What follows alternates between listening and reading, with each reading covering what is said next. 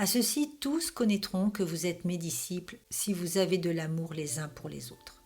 Jean chapitre 13, verset 35.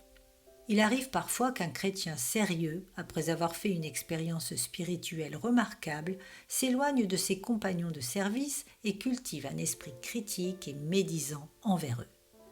C'est un état d'esprit très dangereux, et même d'autant plus dangereux que les faits pourraient le justifier, car il est indéniable que des chrétiens qu'il côtoie sont mondains, inertes et dénués de tout enthousiasme spirituel.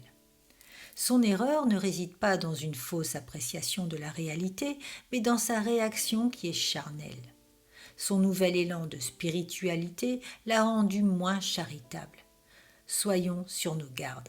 Considérons comme sans fondement toute expérience religieuse qui n'approfondit pas notre amour pour nos frères et sœurs dans la foi, et rejetons-la.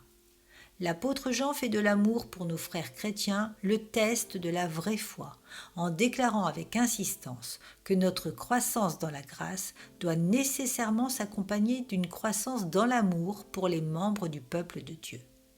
Quiconque croit que Jésus est le Christ est né de Dieu, et quiconque aime celui qui l'a engendré aime aussi celui qui est né de lui. 1 Jean chapitre 5 verset 1.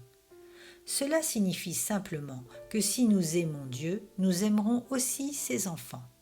Toute expérience chrétienne authentique développera notre amour pour les autres chrétiens. C'est pourquoi nous déclarons que ce qui tend à nous séparer de corps ou de cœur des autres chrétiens ne vient pas de Dieu, mais de la chair ou du diable. Inversement, tout ce qui nous incite à aimer les enfants de Dieu procède probablement de lui.